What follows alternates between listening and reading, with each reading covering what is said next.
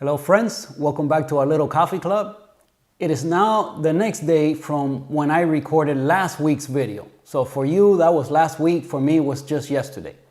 You guys saw that the coffee that I pulled was not up to par and it was not what I would consider good enough for me to guess at the tasting notes. For me, it's a lot more difficult to guess at the tasting notes when pulling espresso than when I do a pour over. And you know, for a shot like the one that I had yesterday, that was a no-go. So also on last week's video, we made tea. And, you know, for me, like I said, it was just yesterday. So here's what's left of it. So, you know, I did have to end up making a whole bunch of it because of the, well, you know, you guys would just have to watch last week's video. But it became a whole ordeal. Therefore, by the time I got around to the espresso part of the show, I had been recording for so long because of the tea that I just, I gave up after one shot, and the shot it was drinkable. It was okay, but it was not good enough for me to like guess at the tasting notes and not give the coffee a fair chance, right? So, and I am talking about this coffee here.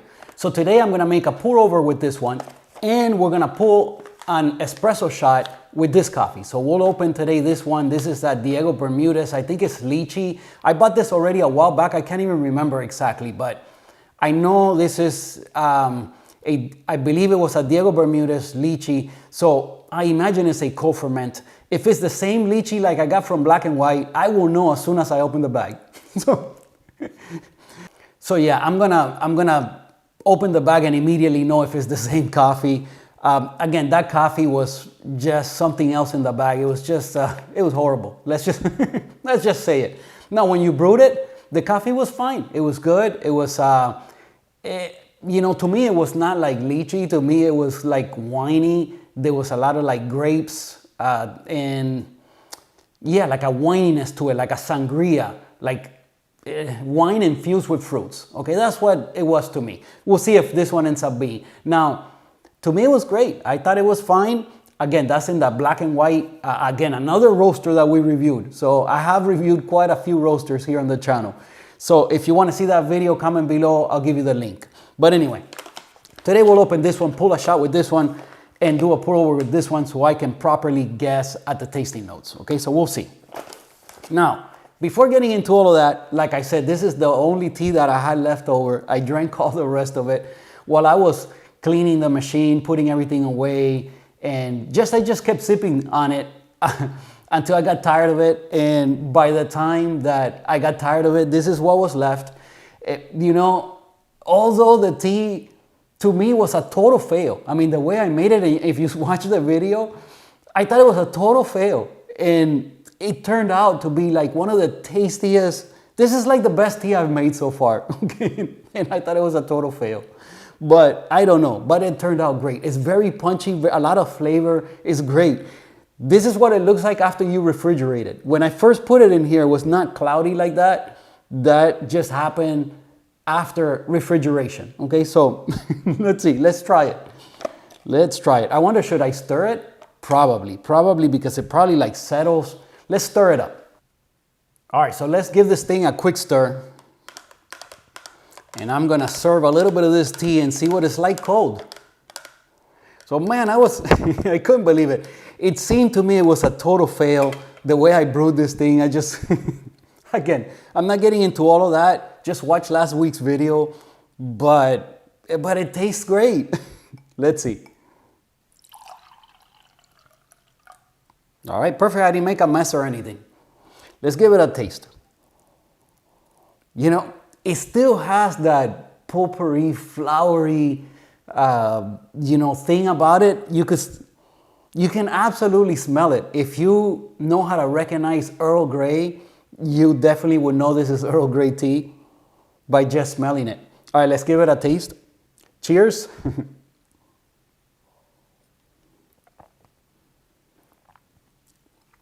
Wow, you know, this is great, man. You know, as iced tea, I think I would add a little bit of sugar. You know, obviously put the ice in there, add some sugar.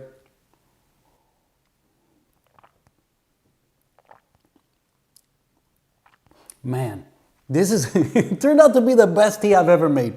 Who was to know? Anyway, let me put this away and I'll meet you guys at the other counter and we'll pull a shot of espresso.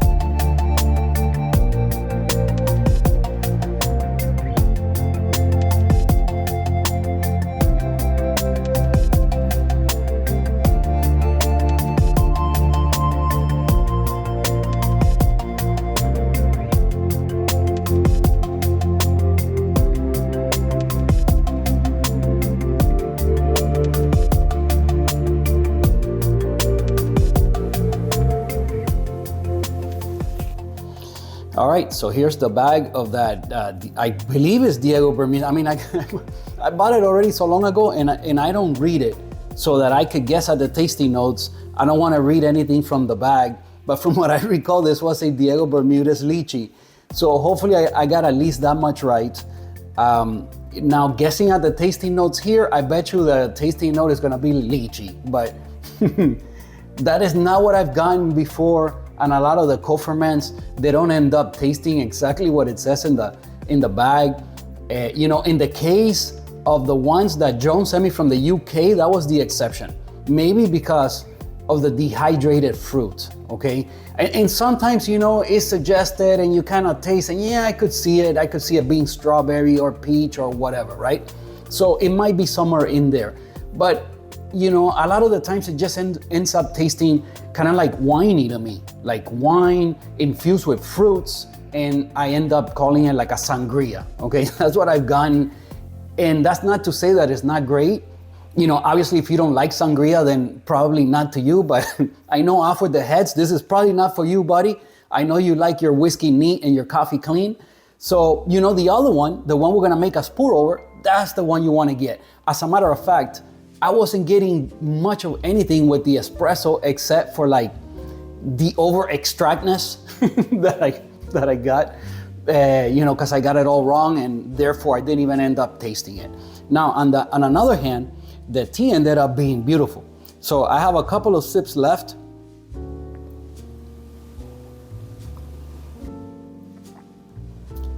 You know, as soon as you bring it to your mouth to taste it, you get hit with that aroma. And man, this ended up being like the best tea I've ever done so far. Well, I would have never guessed, but anyway. All right, let's open the bag. Let's dose out our 18 grams.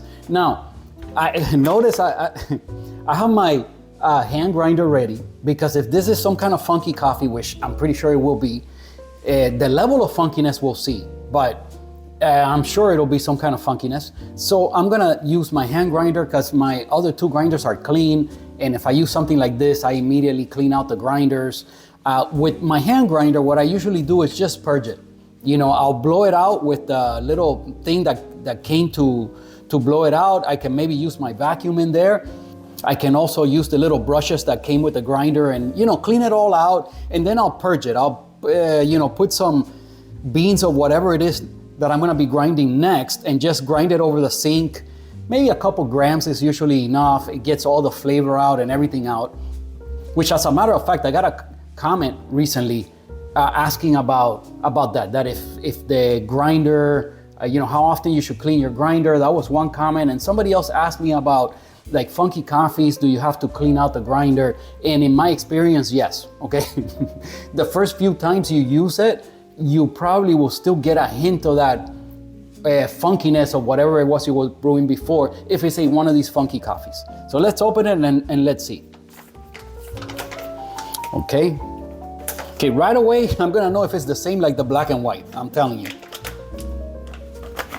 All right, let's see.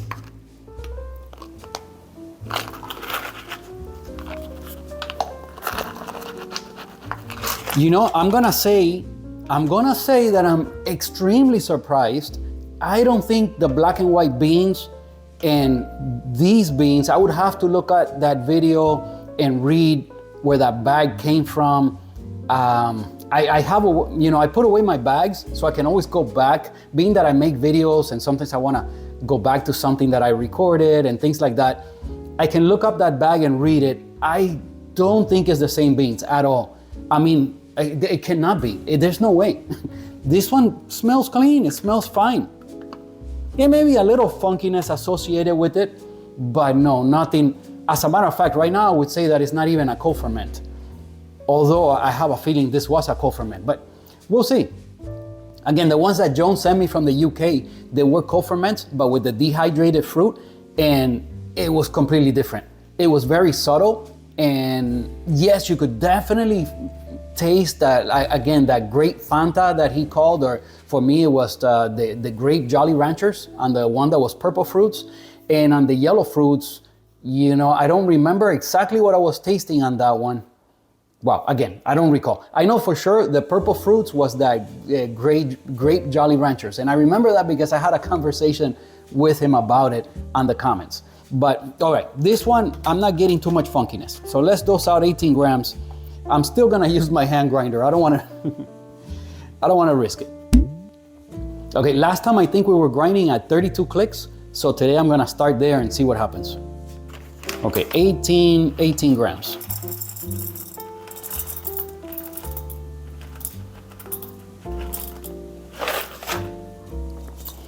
Now, on some of these co-ferments, people had suggested to me on the comments, saying that maybe on the co-ferments, you should go for like a kind of like less extraction, to kind of avoid some of the extra funkiness. In my experience, that's not the case. You want the high extraction to get the flavor. If not, it's just a whole bunch of that, like a very high acidity. All these co-ferments have had very high acidity for me. And as you can see, my machine timed out. It's been an hour. But I started recording a while back and got into some other things and put the camera down, and then I got back to it. So yeah, I guess it's been an hour. Nope. I think I'm gonna have to lubricate the handle again. The last time I lubricated the handle, all I did was remove the handle and just the top piece, and I reached in with a little Q-tip and a dab of the grease, and then I moved the handle up and down, and the lubricant worked its way in there, and it was perfect. I didn't have to remove the bottom piece, and the job only took 15 minutes. It was very easy. So yeah, it's definitely worth it. Just remove the handle and lubricate in there, and that way it's running nice, it's moving nice and smoothly. So all right, we're at 17.9. Let's grind at 32 clicks and see what we get. Okay. Usually this will take about 40 seconds, being that we're grinding for espresso.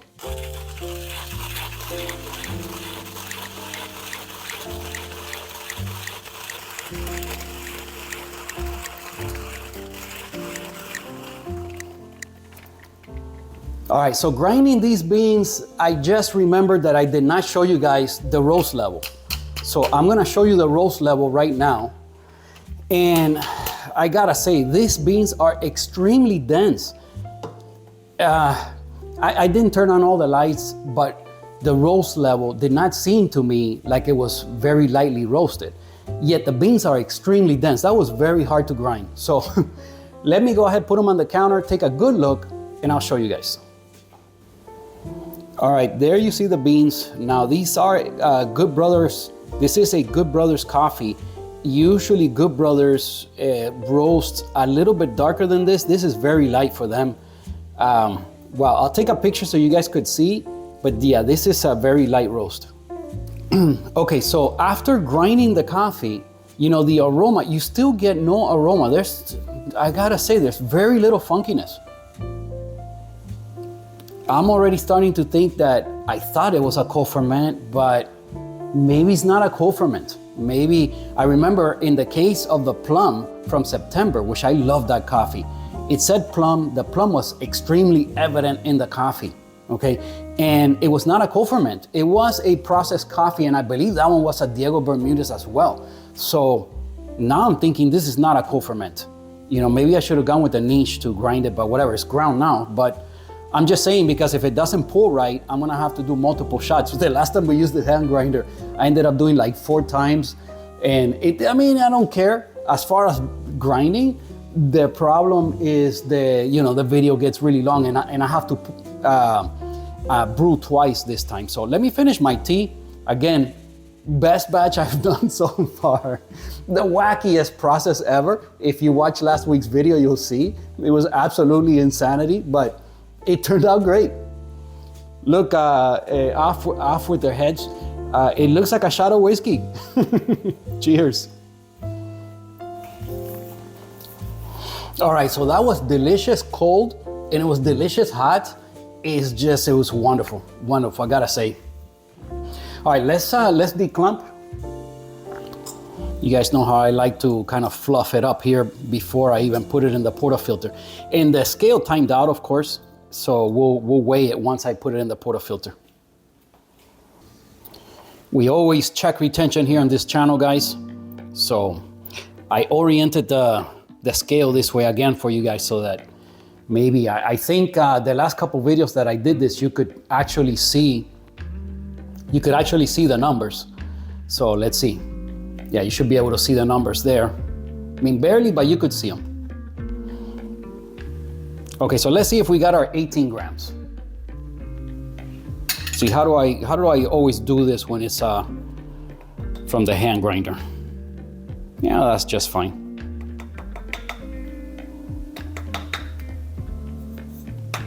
Got a little bit stuck in there.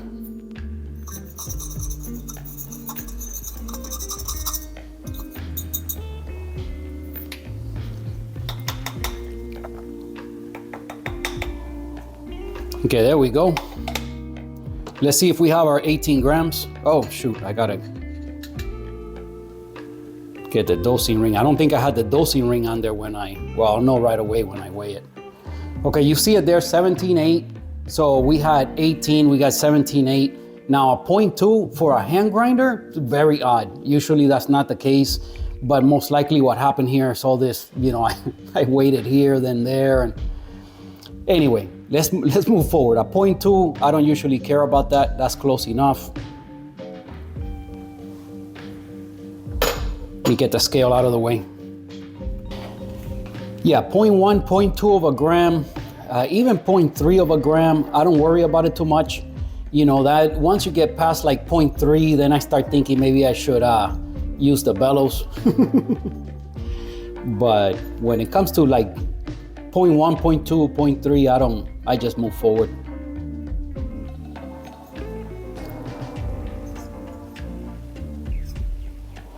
Okay, so we just do a little WDT, make sure that density of coffee is the same everywhere. Now let me set up the camera and we'll temp. All right, this should be a good angle for you guys.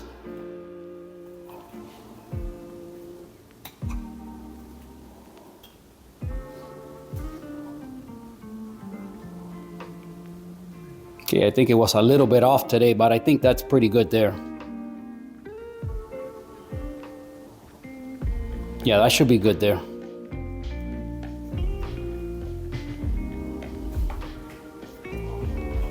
From the way that temp went down, I have a feeling this coffee might be a little bit too fine, but being that it's so lightly roasted, I wouldn't be against like a minute-long shot. You guys know how I do it. And being that now I think it's not a co-ferment. So, let's just run with it and see what we get. So we come in with the puck screen, let's lock in, let's see what we get. So I remembered, I'm gonna run it a little bit, although I think that just has to do with the heat exchange machines and not a dual boiler like the Bianca. I still haven't heard from anybody as to that, so I don't know. That's what I'm going with. All right, I should have all the cameras running. Let's get the Akaya up here. All right, that should be good. Let me see. So I'm gonna try for a 25-second pre-infusion, 35 seconds at 9 bar. I wanna extract this very well. It's extremely lightly roasted from what I saw and what I felt. More from what I felt. It was very dense. Okay, so let's see. Let's see if we can get a good extraction here and something tasty. All right, we're ready to go. Okay, so we start the shot. Pressure usually starts to build at around 9 seconds. I start at 5 o'clock with the paddle at 5, then I close it down and leave it somewhere between 2 and 3 bar. Okay, we started just flowing. No, it's 2 course, but let's see what we get. Yeah, I can't even get it to 9 bars. It's way too coarse. I'm gonna taste it. It's at 8 bar. 44.8, 19 seconds from first drip, 29 seconds overall. A lot of you would taste this and say, oh no, I'm sorry, let me not say taste. A lot of you would, based on the numbers, you would think that I would taste this and be okay with it. But let me tell you, in my experience, there's no way I'm gonna like this. Although my Bianca says it's brewing at 95 as the temperature, it's more like 80. Maybe 85 at most, okay? And yeah, this is, for me, it's gonna be under extracted for sure. You know, that's the reason why I always go for those longer shots. Okay, let me get one of these cameras out of the way. All right, let's give it a swirl, taste it. Well, I'm guaranteeing you I'm gonna have to reset for another, another shot.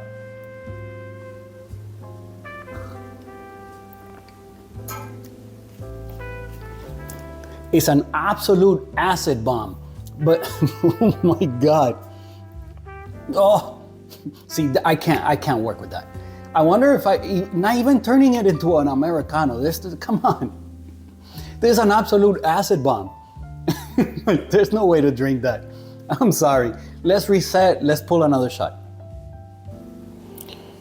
Okay, let's do another 18 grams. All right, let me give you guys some preliminary tasting notes. Battery acid and lemon. That's my first assessment. Yeah, that was no bueno. Okay, here we go. Wow, I nailed it. 18 grams. 18 grams. Oh, I went down by 5 clicks. So we were at 32, I'm down to 27. Okay, 27 on the K Plus.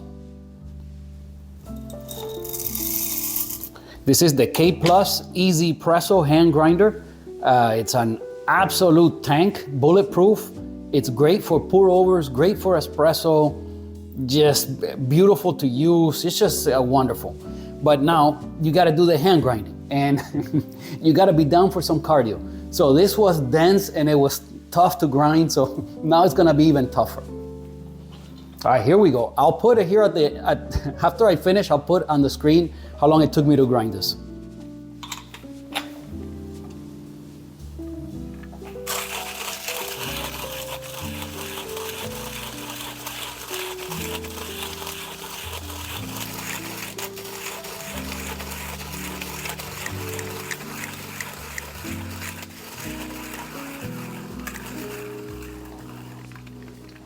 Wow, I think this is the toughest coffee that I have ever ground on this thing. I mean, it's an absolute bear to get through.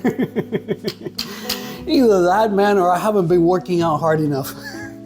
Man, wow, that was extremely dense. You know what? The grinder feels warm. Like,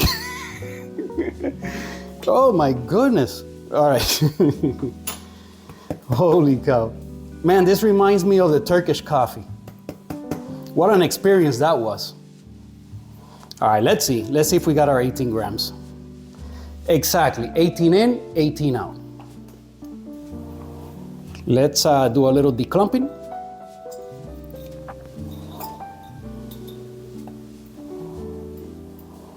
You know, I figured let me record another video today because we're gonna be gone next weekend. We're gonna be in California. We're gonna be visiting Sequoia National Park. The last time we were there, which was last year, it was in wintertime. We went to Yosemite and the plan was also to go to Sequoia, but the park was closed because of the amount of snow.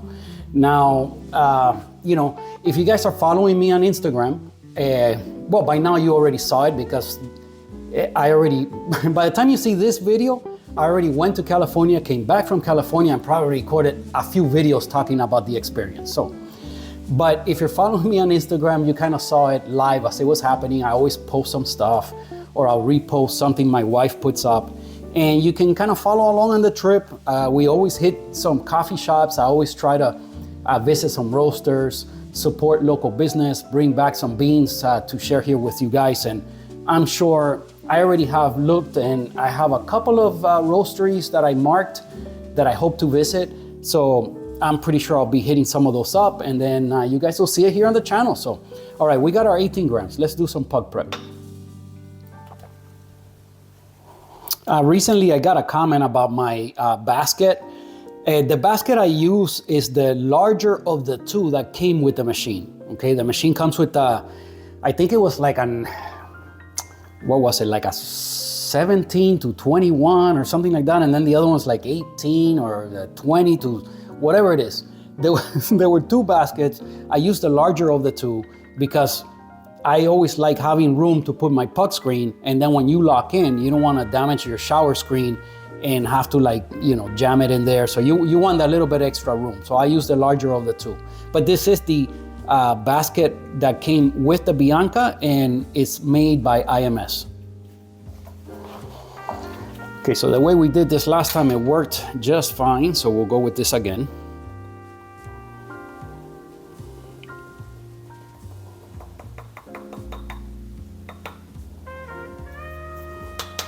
Man, again, we got, this coffee is a little bit sticky. Again, we got a little bit in there. Okay, let's do some WDT. You know, although the last extraction was extremely fast, well, at least for me, maybe some of you guys, your machine is brewing a lot hotter water than mine, and you brew shots with that timing all the time, and they end up fantastic. I don't doubt it. But for me, that is extremely fast. And, you know, those are the kind of shots that tend to channel. And I didn't see any signs of channeling. So, you know, the puck prep here on this channel has been, I gotta say, it has been very good, because rarely do we see any kind of visual channeling.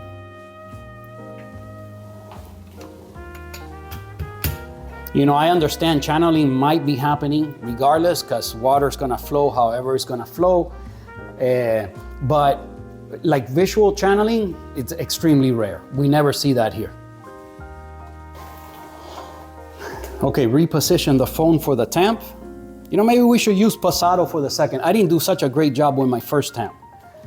Although with that tamper, I always do a pretty good job. But with this one, I struggle. Again, because of this beveled edge. If you guys ever get a tamper that has this beveled edge, guys, be on the lookout, be a little careful, because for me, it just is very difficult. Now, if it was a self-leveling spring-loaded tamper, then you don't have anything to worry about the shape or anything. It's gonna level itself, and it's going to adjust the pressure pretty much automatically, so you don't have to worry about any of those things. I recently was talking to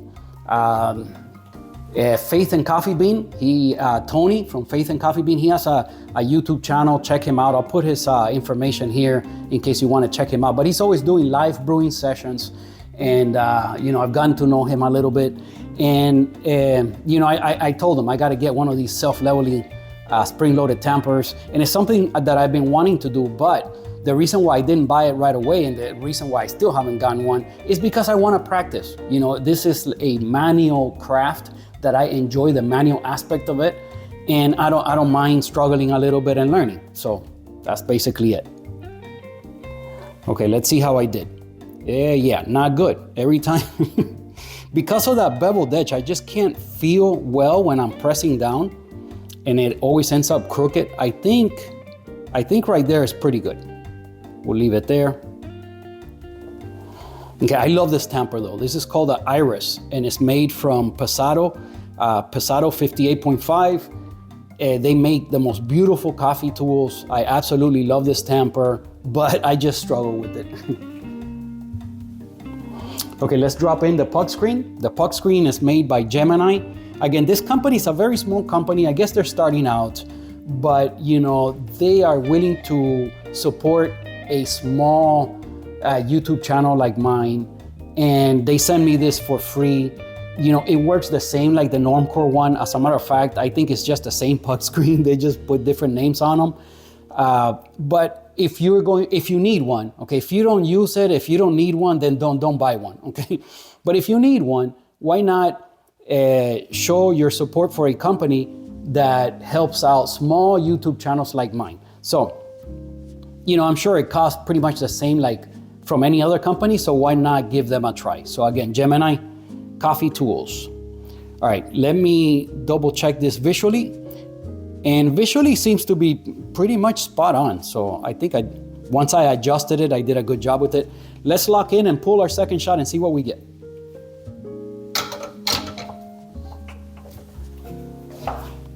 All right, I should have everything running and we're ready for our second shot. So we get the Acai up here. My cup is full of hot water. Let me dump this out and we'll be ready to go. All right, let's see. Shot number 2. All right, here we go. So again, 25-second pre-infusion. So while you're doing pre-infusion, you hold the pressure between 2 and 3 bar. And I'm talking about when you want one of these long pre-infusions, you want one of these Slayer type shots. Okay, so you hold your pressure between 2 and 3 bar for, you know, 20 seconds, 30 seconds, something like that. And you should maybe start getting some drips, but no more than 2 grams. That's my understanding. If you're past 2 grams, that's already, you can't call that pre-infusion. You got too much coffee brewing, okay? So ideally, you wanna get a few drops, maybe 1 gram, and then we ramp up, something like that. Again, take all of that with a grain of salt, do it your way, enjoy your coffee, enjoy the process. That's what it's all about. Okay, so here comes the pressure. We're gonna level it off, again at around 2.5. So right about there. We are at 16 seconds and it started dripping. 20 seconds. Okay, we're at 0.5 gram, 25 seconds. Now we're gonna ramp up. This was so far ideal. Ideal. So now I'm at 9 bar, but notice my paddle is barely open. Actually, I went a little bit past. Okay, right there I'm at 9 bar. The paddle is barely open. So now the coffee is too fine. Now being that this is such a light roast, you know, to me, it might be perfect. So I want to keep it right there. But yeah, this shot is running really long, I think even for me. But we'll see, I'll taste it and let you guys know. I know that a lot of you watching, you're saying like, wow, there's no way, how is that not like super bitter? It's just not. I don't know if it's because of my water temperature or the water chemistry. I don't know what it is, or the laws of physics don't work in my kitchen. You know, I don't know. All I know is that it's perfect. But let's see, maybe this one will be over extracted. This is super long, even for me. It never ends up being this long. At least not this long and perfect. Okay, let's see. Okay, 45.4, 92 seconds overall. So 1.5 minute shot, okay? 1 minute and 12 seconds since first drip. Usually this is way too long even for me. Let me stop one of these cameras and then I'll taste it.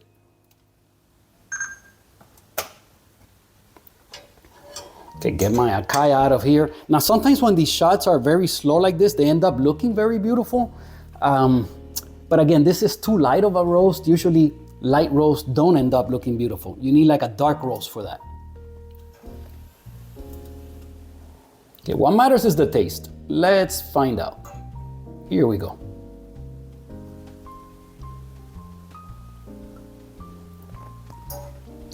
Okay, way better. I would much rather drink this than the other shot. And maybe it's not perfect, but this is way better. Wow, there's like okay, you know, I'm gonna throw out my first tasting note just like that. I'm gonna say guava. I think I've gotten that before. I have said that before. And it usually comes in at the end. Okay, way at the end. You get this sweetness and like fruitiness, tropical. I'm gonna say guava. Usually I don't guess at the tasting notes this quickly, guys, but I kind of got hit with that right away. So lychee, no, not to me.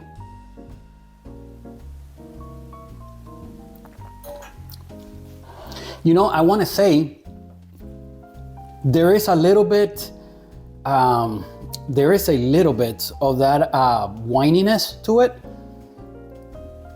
Would I guess that this is a co-ferment? No, I would say no. This is some kind of processing, maybe even heavy processing, but not a co-ferment. I don't know, maybe now I'll read the bag and it's a co-ferment.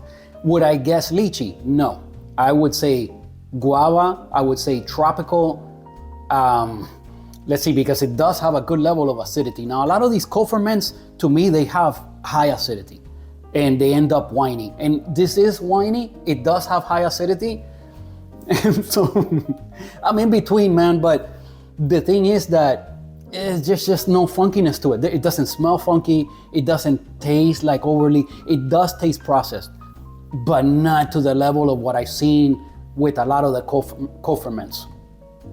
But it could be. Let me try again.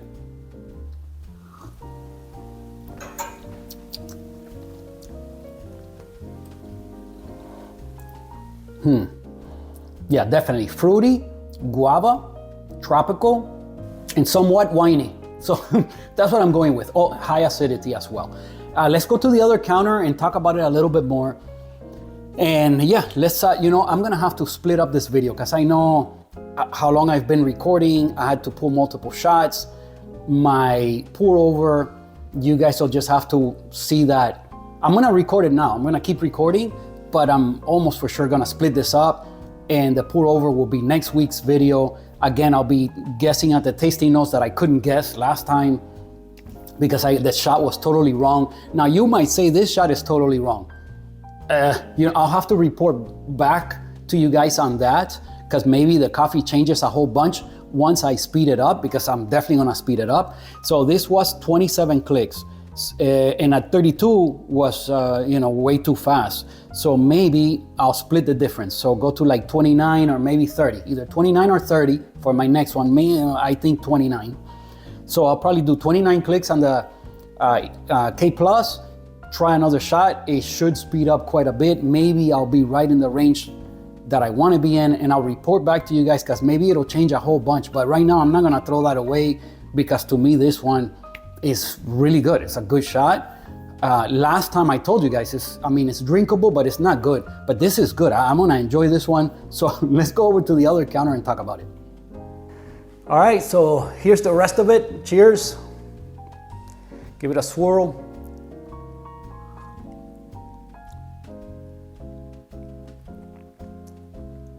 Definitely there's a lot of acidity,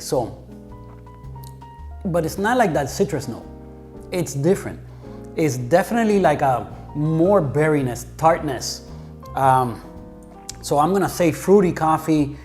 Again, I'm going with tropical, I'm going with guava, grapes, and winey with berryness, tartness up front. But no, this is a good shot. I'm definitely drinking this one.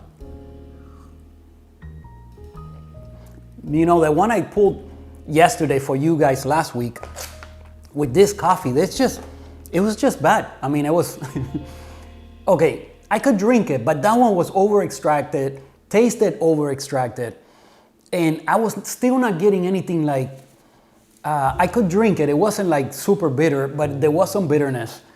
There was just nothing really good about it. This one, the fruitiness, at the aftertaste, the flavor that lingers in your mouth, the finish, I guess is what you call it, is extremely pleasant. It's very fruity and nice.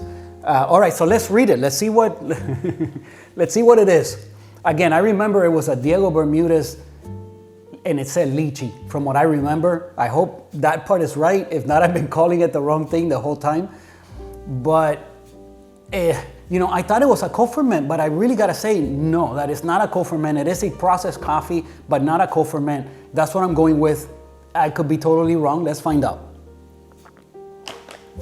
All right, let me turn this one. I don't wanna take the chance. When I'm wearing my glasses, I don't wanna take a peek and then get the tasting notes from that one, because I still don't know. All right, what do we have here? Lychee, which I said no. Peach, no. Caramel, no. So I did, I did horrible. But I'm sticking to my guns until I brew it as pour over, and maybe I speed up the shot and I tell you guys if I got something else from it, because, wow. Let me say,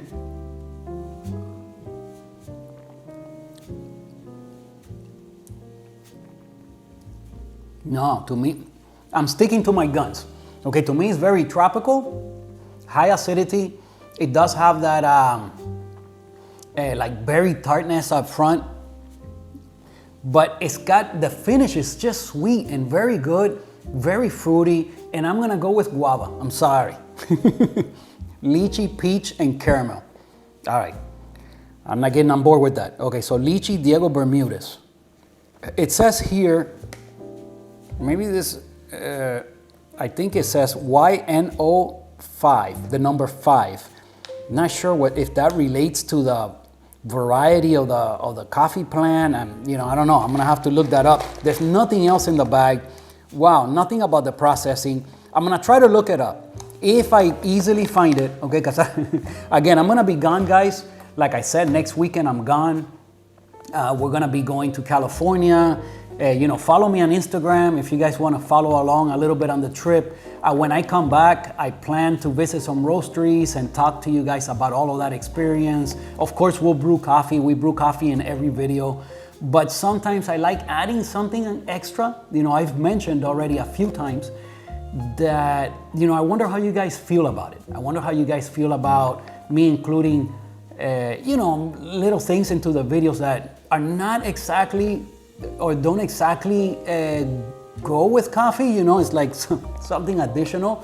But again, we get to know each other and share some experiences, and it's mainly a coffee video, but maybe to mix things up a little bit, just talk sometimes about other things. I watched Jay from Ono Coffee. I'm not sure if any of you guys are subscribed to Jay, but I'll put his info here. Check him out. Really cool guy. Jay does live videos like Hoon. I know a lot of you guys came over from Hoon's channel. Hoon does the lives, but Jay does lives as well. Monday through Friday, he does lives. He goes on at 10 o'clock a.m. Hoon just whenever. You just gotta catch him. It's very hard for me. I'm a regular dude. I work. So, but Jay, at least he's coming on at 10. I never get to see it either, but because I'm working by then. But it's very difficult to catch a live for me. But I watch all his videos, and he does like the awesome travel videos. I love his travel videos, and of course they always have to do with coffee. So, but it's super fun to see like roasting methods and brewing methods from other places in the world. He goes to very exotic locations. He visits coffee farms. Jay is like a true YouTuber. Me, I'm just some dude. So, but yeah, check him out. He does include other little things that to me, and little stories and stuff, and that's what I want to do. I think that adds interest to the videos. I love it when he does that. So I imagine some of you guys maybe would like that as well, and I like doing it. So, why not? It's a win-win for all of us. But I don't know what to say about that. You guys comment below, let me know. Anyway, guys, I'm gonna wrap things up, and I'm gonna keep recording. I'm gonna record the intro clip now next for next week's video.